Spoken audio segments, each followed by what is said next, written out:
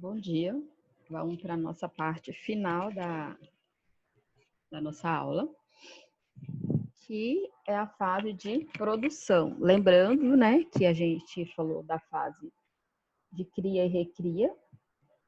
Tudo que a gente faz, né, na cria e na recria é pensando que a ave consiga chegar na fase de produção com bom desenvolvimento corporal e também reprodutivo. Então, essa fase, como todas, é claro, é importante e é daqui que a gente vai tirar, né, os ovos de qualidade.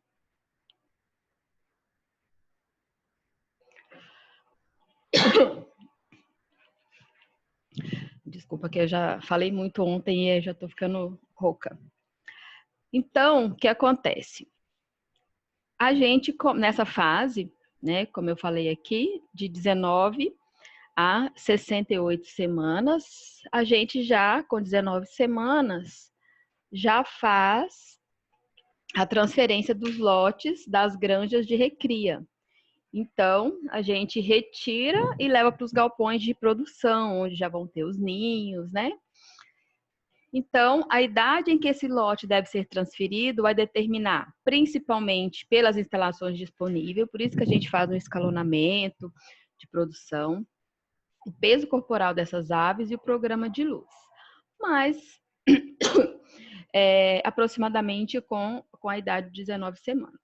A transferência é bastante estressante para as aves, então a gente tem que garantir que ocorra da forma mais tranquila. Então, horas mais frescas do dia, sem muito barulho, sem muita movimentação. Essas aves, elas devem ser apanhadas, né, de uma forma correta para evitar lesão, quebra da asa. Como que ocorre, então, essa transferência? Do que a gente precisa fazer? Então, a gente tem que caminhar pelo galpão com frequência para incentivar as aves a usar as áreas do SLAT, porque elas não estão acostumadas com esse equipamento. Lembra do SLAT? Que é aquela grade suspensa em que é colocada na frente do ninho, para que a ave suba, né, e diminua ali a umidade da cama, a cama que está aderida à pata, para evitar que ela suje o ninho, desculpa, e contamine os ovos. Então, fez a transferência, a gente começa a caminhar bastante, porque a gente caminhando ali pelo galpão, a gente vai incentivar essa ave a subir nos sleds, elas vão aprender isso. Lembrando que até essa fase, os machos, eles estão criados separadamente, né? O galpão dos machos é separado da fêmea na cria e na recria. Aí, quando a gente vai transferir e fazer a seleção dos machos, né, de acordo com o peso, com as características que a gente vai ver daqui a pouco, ela tem que ser feita 2 a 3 dias antes da transferência das fêmeas. Então, a gente programou transferir as fêmeas na sexta, então, na quarta ou na terça, a gente já faz essa seleção e já transfere os machos para esse galpão. Então, na transferência, as fêmeas devem ser observadas com cuidado e as aves com defeitos visíveis devem ser removidas antes da transferência. Então, aí a gente faz seleção, né? Ave com problema no bico, perna torta, prolapso, tudo isso a gente vai retirar nesse momento da transferência para já não levar essa ave que tem algum problema para o novo galpão. O ideal, como eu falei, né, nas horas mais frescas do dia, deve ser feita à noite ou no início do dia. Então, a gente fez a transferência e a gente vai fazer o manejo nessa fase de produção. O manejo, nessa parte de produção, ele é dividido, lembra que eu falei que a produção vai de 19 a 68 semanas. Mas a gente tem um diferencial nesse manejo. Então, tem o manejo pré-pico, né? Que é antes da ave atingir o pico de produção. O que é o pico de produção? É o máximo, né, de ovos que essa ave vai conseguir atingir de produção. Então, depois que a ave atinge o pico, ele fica estável por um tempo e depois ele começa a cair. Quando essa produção começa a cair, a gente faz um manejo diferenciado. Então, a fase pré-pico é de 19 a 32 semanas. Então, qual o objetivo? Trazer a fêmea para a produção por estimulação e dando suporte à produção de ovos pelo uso de alimento e luz. Aqui, importantíssimo, o nosso programa de luz. Então, os pontos importantes dessa fase que a gente tem que gravar. Mudanças para a ração de postura ao primeiro ovo. Então, com 19 semanas, a gente faz a transferência e começa a observar. Essas aves ainda vão estar sendo alimentadas com a ração de recria. Apareceu o primeiro ovo no galpão, aí essa ração já é trocada pela ração de postura, tá? Então, essa observação é importante. E quando as aves atingirem 21 semanas, a gente começa a primeira fotoestimulação.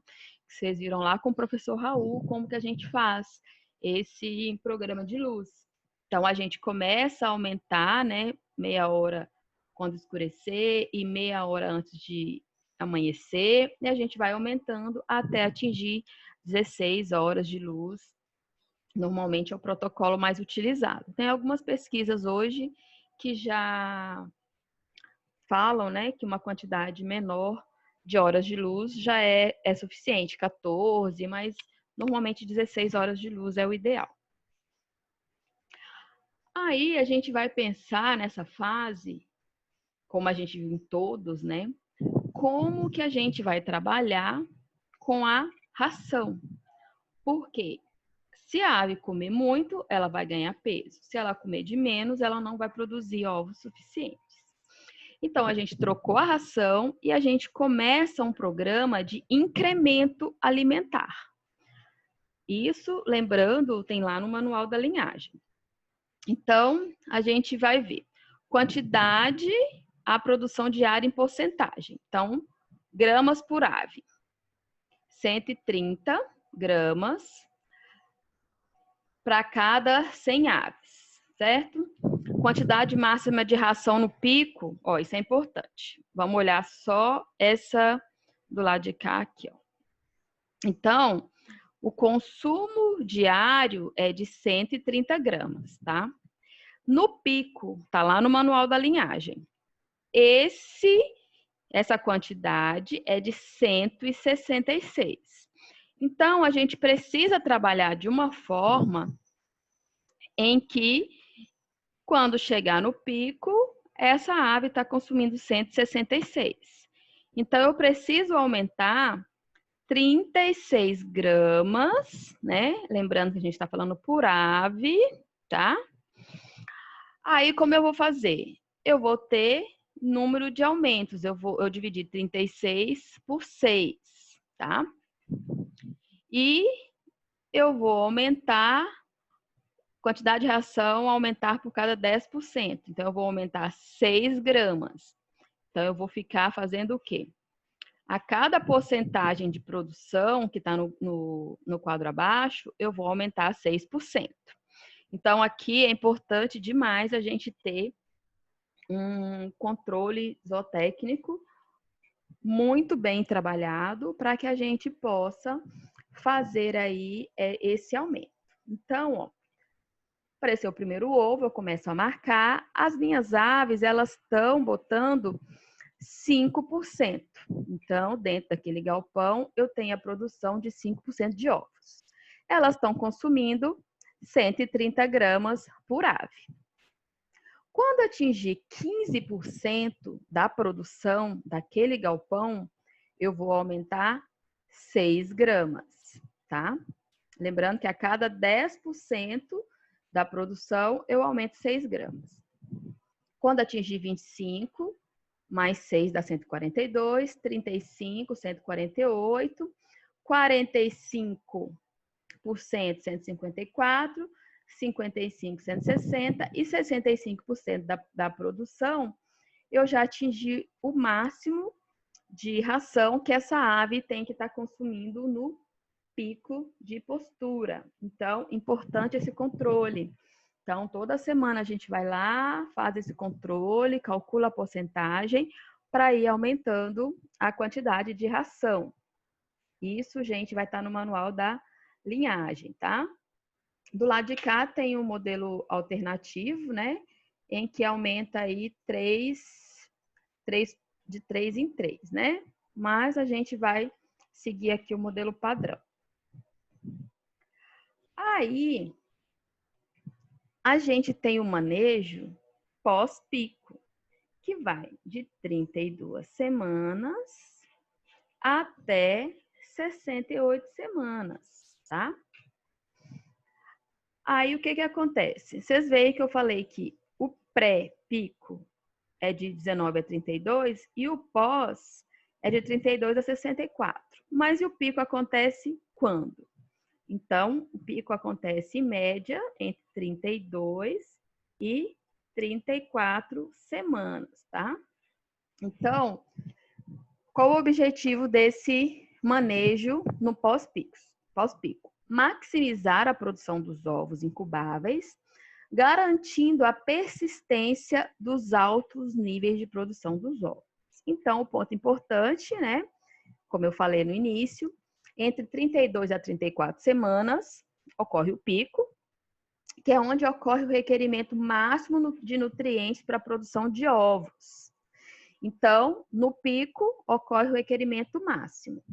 Após o pico, a gente tem que fazer o quê? Iniciar uma retirada de ração, porque as aves, elas vão diminuir naturalmente o número de ovos que elas vão colocar e a gente vai precisar iniciar essa retirada. Então, vocês veem que tem uma diferença aí. Lá na cria e na recria, quando a gente está fazendo aquela seleção, a gente nunca retira ração, lembram disso?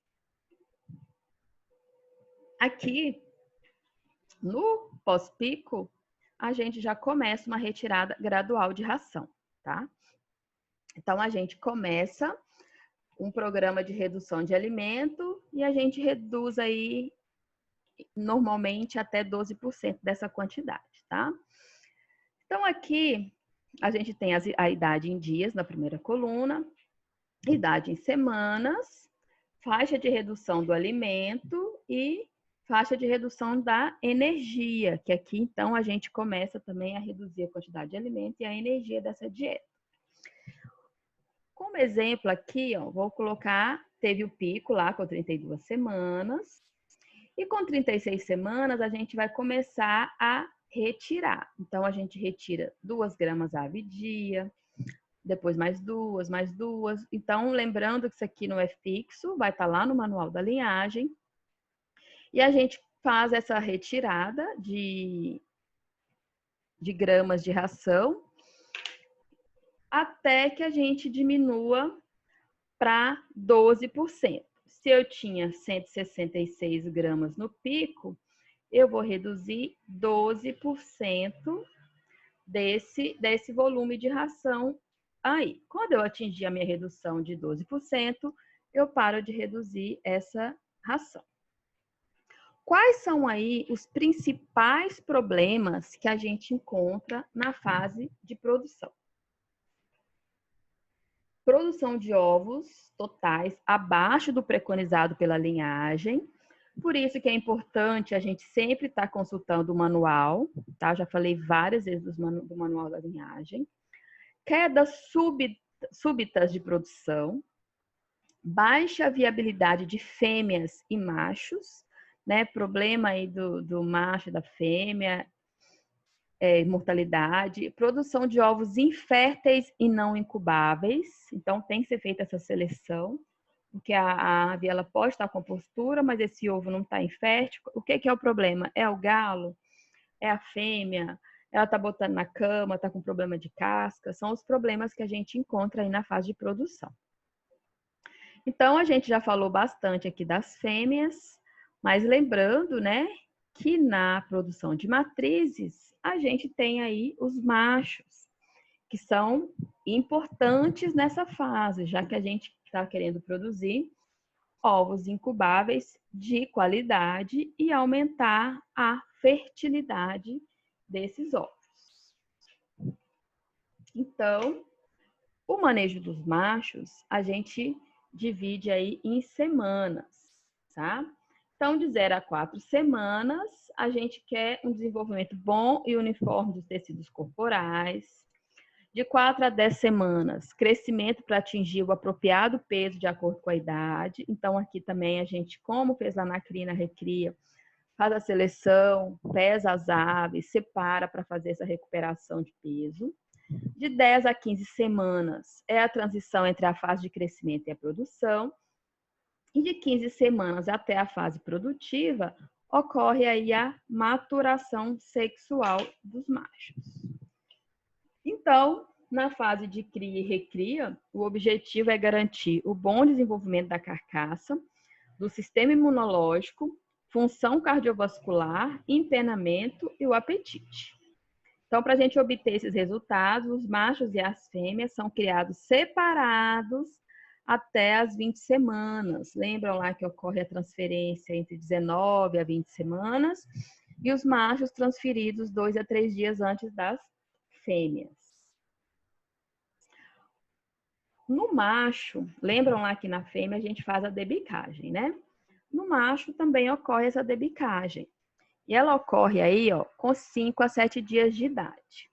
A debicagem, em todas as aves, é claro, ela tem que ser feita de forma correta para evitar maiores problemas e dificuldades dessas aves. Só que no macho, ela tem uma influência direta no desempenho produtivo do lote. Porque o macho, para fazer a cópula da fêmea, o que ele faz? Ele bica ali o pescoço dela, ou a parte superior da cabeça, e faz a cópula. Então, se a gente tiver falha nesse processo, vai proporcionar grandes prejuízos, né? Pois os machos usam o bico para segurar a fêmea no momento da cópula. Então, cortar, cauterizar de forma correta e o tamanho correto aí desse corte de bico. Nos machos, né, a gente tem que fazer um controle de peso na cria e um controle de alimentação, porque a gente não quer que esse macho chegue acima do peso na fase de produção. Por quê? Machos obesos, eles vão ter problema na monta, problema de perna e problema na produção espermática. A gente quer um macho como do lado de cá, ó, com a setinha verde. Um macho esbelto, com peso ideal, que vai conseguir fazer uma monta adequada. Então, no macho também, a gente começa, né, a fazer a seleção por peso, como foi lá nas fêmeas. Então, a gente começa a fazer as pesagens e as seleções. Da mesma forma, e separando em pesadas, médias, leves, muito leves, onde a gente, de acordo com o peso do manual, vai fazer aí as manobras para tentar recuperar o peso desses animais. E se os machos estiverem com menos 100 gramas do padrão, o ideal é que a gente descarte esses machos. Então, da mesma forma, né, como eu mostrei, ocorre aí a pesagem, a separação em lotes para tentar a recuperação desses animais, né? Então, são separados em box para que a gente consiga fazer essa recuperação de acordo aí com o manejo de alimentação. Nos machos, a gente tem, além das seleções de peso e tentar recuperar, também a gente tem o descarte desses animais por algumas características. Uma característica que é utilizada para descarte dos machos nessa fase de cria e recria é o descarte por comprimento da canela. Então, algumas empresas vai estar lá no manual, obtêm bons resultados fazendo o descarte por essa característica, tá? Então, é feito o descarte de uma parcela do plantel de machos entre 7 e 9 semanas de idade. Então, é realizada uma amostragem do comprimento de canela com o paquímetro. Então, a gente pega os machos, faz uma medida aí do comprimento da canela, né? Com o paquímetro, aí, ó, é feita uma medida do comprimento da canela e esse comprimento da canela, ele tem uma correlação com a fertilidade, tá? Então, alguns trabalhos já demonstram isso. Então, nas 4 semanas, o comprimento da canela vai influenciar lá na fertilidade com 20 semanas. Então, se a canela tiver de 7,1 lá no início, em 4 semanas, ela vai ter uma fertilidade de 91,7%. Se o comprimento da canela está em 6,9 lá em 4 semanas, essa fertilidade já vai diminuir para 85. E se o comprimento da canela for 6,4, a fertilidade lá na 20 semanas, quando entrar em produção, vai estar 84,2. Então, ocorre aí o descarte desses machos, com o comprimento da canela aí abaixo de 6,5. E é feita, então, a primeira seleção por essa característica. Aí ocorre o descarte de machos com baixo desenvolvimento a partir da 10ª semana. Então, descarte da canela de 7 a 9 e com 10ª semana a gente já começa aí a descartar esses machos.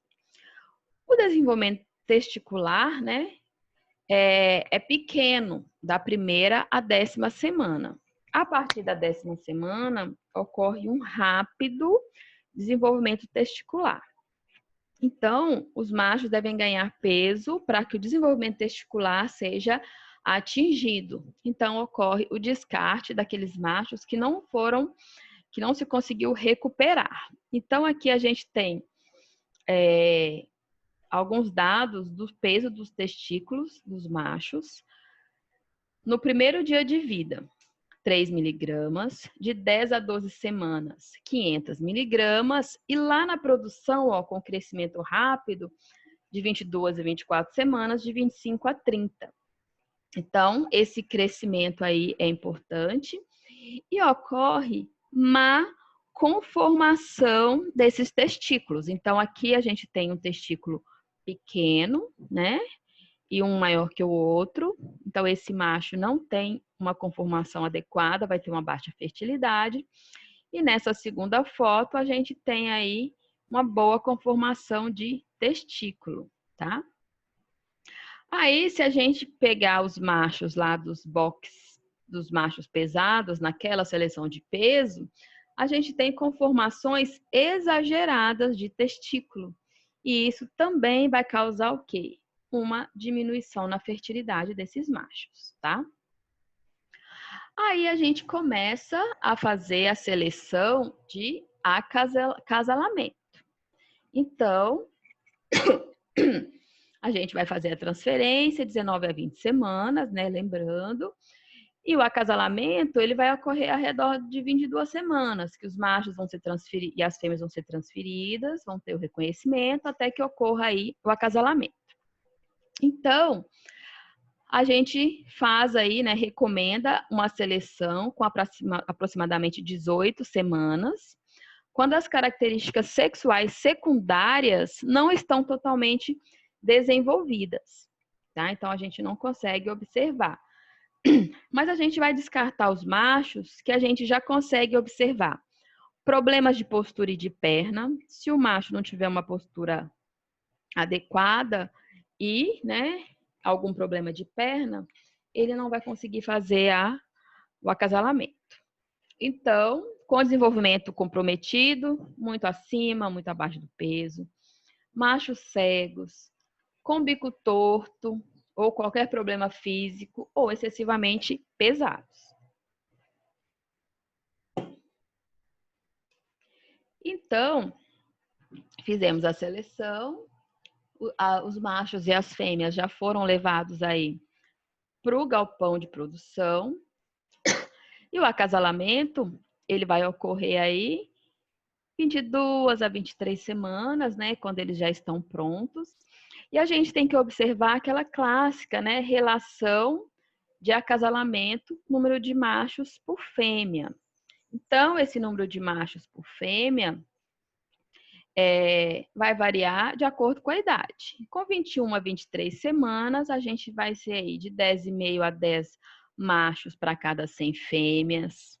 Com 30 semanas, de 10 a 9,5. Então, quanto mais velho esse animal vai ficando, né? Um número menor de machos aí por fêmea. Tudo isso no manual da linhagem, tá? Aí, aqui, lembrando do que foi falado lá nos equipamentos, né, instalação, a fase de reprodução tem um problema na alimentação, porque a alimentação do macho, ela é diferente da fêmea, a exigência nutricional. Então, a gente tem que ter equipamentos de alimentação separadas por sexo, né?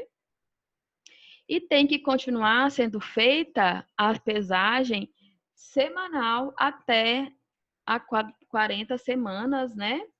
De vida desses animais, e depois a gente faz essa pesagem a cada 14 dias. Então, os machos aí, ó, o ideal, com 30 semanas, ele deve ter aí uns 4 quilos, com 64, 4,9. Mas o macho, ele não deve pesar mais que 5,5 quilos, né?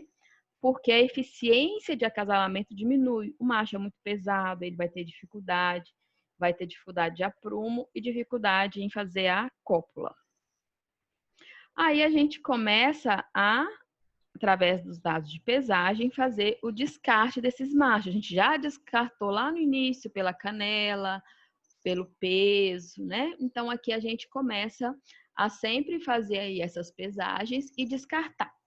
Machos refugos, né? Então, machos que realmente a gente não conseguiu recuperar o peso. Machos com problemas físicos, se comprometam a cópula, bico torto, cego, problema de perna. Machos muito pesados, né? Que estão muito acima aí da média do plantel. Então, aqui a gente tem, ó, em verde, o peso desses animais ideais, né? De acordo com a linhagem, tá? E abaixo aí de 4,2 quilos, a gente vai descartar, e acima de 5,2, o ideal é que se descarte também esses machos, que eles vão ter problema de cópula. Aí, o que que acontece?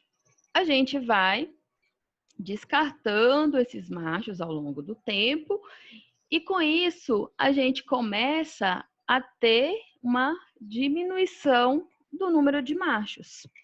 Então, a gente costuma fazer reposição desses machos, que chama speaking, né? Que é o processo no qual se introduz machos reprodutores jovens em um lote de aves mais velhas para compensar o declínio de fertilidade daqueles machos que já estão no plantel e também os que foram descartados. Ocorre aí aproximadamente 45 semanas de idade desses machos, tá? Após 45 semanas, a gente começa a descartar esses machos. Então, a gente vai fazer aí, né? Por que que a gente faz isso? Com 35 a 40 semanas, já começa um declínio no interesse em acasalar. Após 55 semanas, redução da qualidade do esperma, baixa eficiência de acasalamento, excesso de mortalidade dos machos, né, resultando na redução da proporção de machos e fêmeas. Aí o speaking, o que que é? A gente vai introduzir no mínimo 20% de machos extras no plantel. Então a gente faz o cálculo do tamanho do nosso plantel e faz a seleção, o descarte e acrescenta 20%. Os machos utilizados, então, para essa reposição devem ser de boa qualidade e livres de defeitos físicos. É claro, se a gente está querendo, com esse manejo, melhorar a produção, né, desses animais. Esses machos devem ter, no mínimo, 25 semanas de idade e o peso de 3,8 a 4. Por quê? A gente sabe que os animais, eles têm problema aí de hierarquia. Vai ocorrer uma briga no momento que a gente vai introduzir esses novos animais e o ideal é que a gente coloque machos nessa idade e peso, que eles já estão sexualmente maduros e vão conseguir se impor, né, nesse momento aí dessa hierarquia. O resultado esperado com essa técnica, né? A resposta máxima é atingida 2 a 3 semanas após o speaking, que os machos vão começar a fazer a cópula e vai aumentar a fertilidade. Lembrando, né, que a gente vai colocar o macho, eles vão fazer a cópula, as aves vão botar e a gente vai saber dessa fertilidade depois da incubação, que é 21 semanas. Então, leva um aumento de 2 a 3% na eclodibilidade geral, estimula os machos, né, velhos aí, na atividade copulatória. Lembram que eles já diminuem essa atividade,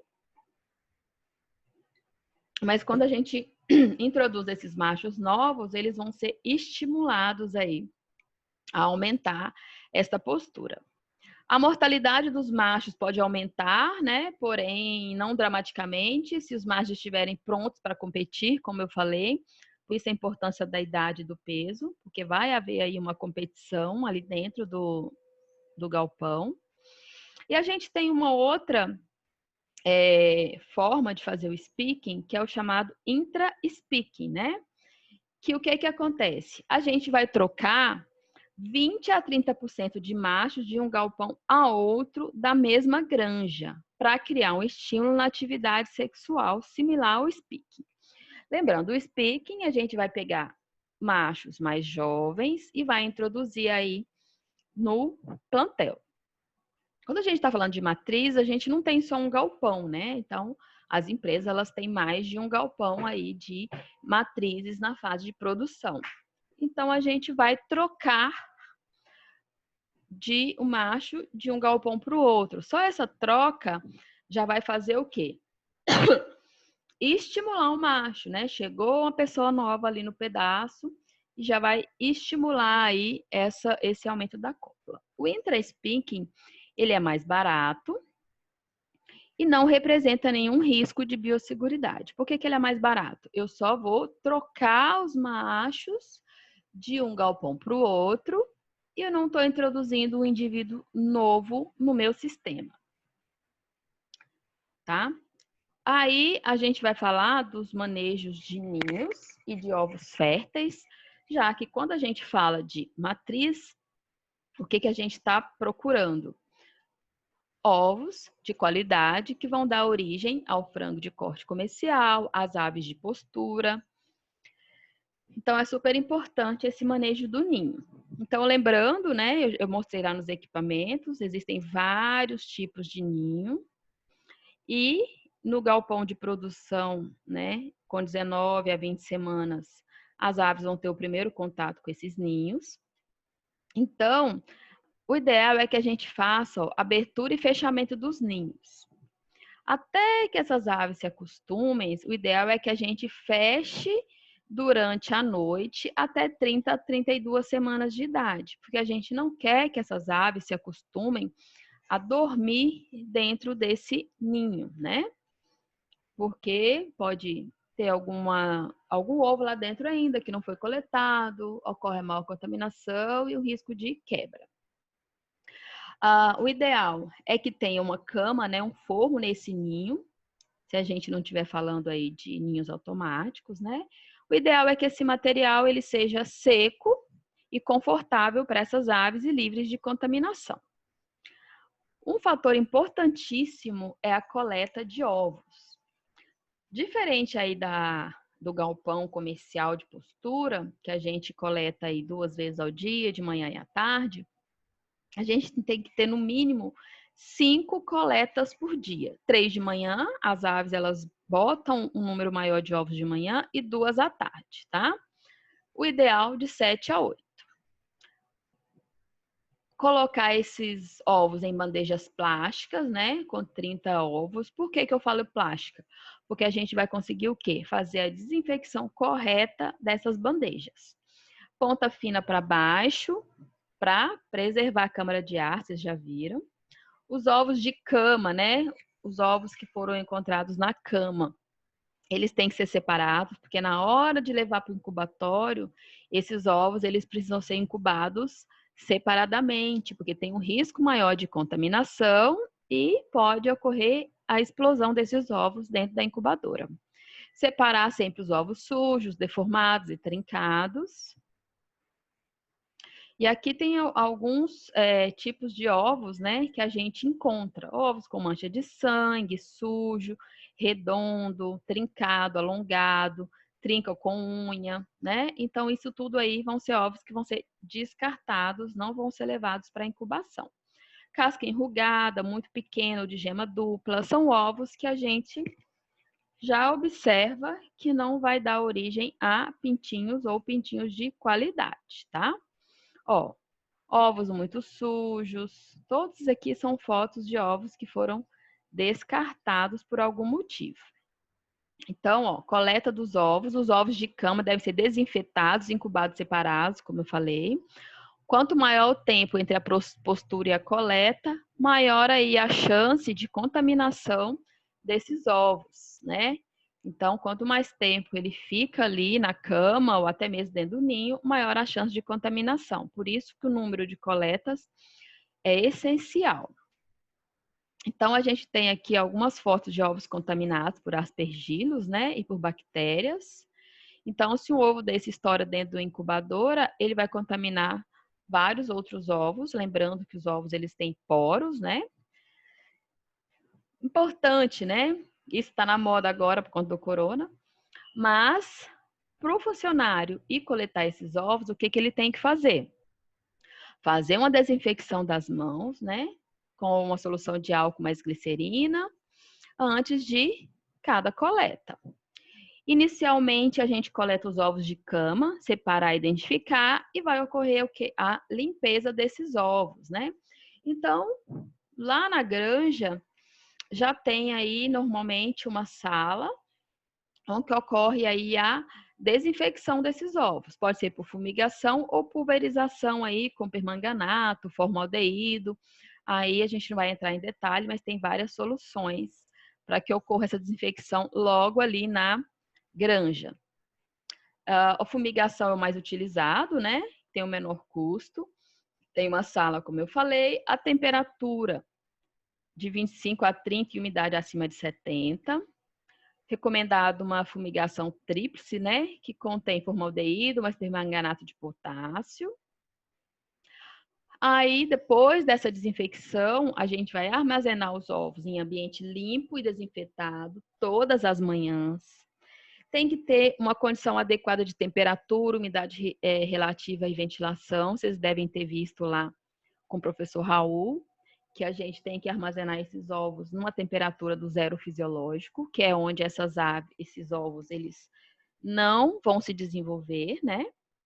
Então, ocorre aí essa pré-classificação, os ovos trincados, dupla gema, defeitos, são separados e descartados, tá? De novo aí a foto dos ovos com problemas, que são descartados. E aí é importantíssimo a gente embalar e transportar esses ovos para o incubatório. O ideal é utilizar caixas e bandejas plásticas para acomodação, porque elas facilitam a limpeza, a desinfecção e a reutilização. E vai depender, é claro, do tamanho, do volume produzido, mas o ideal é que se transporte esses ovos para o incubatório 2 vezes na semana, porque tem aí a idade que esses ovos podem ficar aí antes de entrar no incubatório, né? O caminhão de transporte tem que ser limpo, desinfetado antes de cada carregamento, feita uma fumigação também, e de preferência refrigerado para que ocorra o quê? O zero fisiológico, né? Aí é importante, esse motorista, ele tem que ser treinado, né? Porque ele está levando uma carga muito preciosa. E é a finalização de todo o trabalho que a gente já viu até aqui. Então, o número de ovos trincados durante o transporte, ele não deve ser superior a 0,5%, tá? Mas o que vai influenciar nessa trinca, né? Estradas ruins, motorista que corre muito, que não tem o treinamento para saber como se portar com essa carga. O ideal é que esse caminhão ele tenha de 21 a 22 graus e a umidade relativa em 75%. Então, esses são alguns fatores que vão influenciar aí na qualidade do nosso trabalho, onde esses ovos vão passar para incubação. Aqui mostrando a caixa de plástico, né, com as bandejas para fácil desinfecção. E para a gente finalizar, né, pintos de qualidade é o sucesso da produção e reprodução das matrizes e incubação dos ovos. Então, ó, todos esses pintinhos aqui de qualidade, eles são devido a todo o trabalho que foi feito na cria, na recria e na produção. Então, sobre essa parte de matrizes era isso, eu estou à disposição para dúvidas.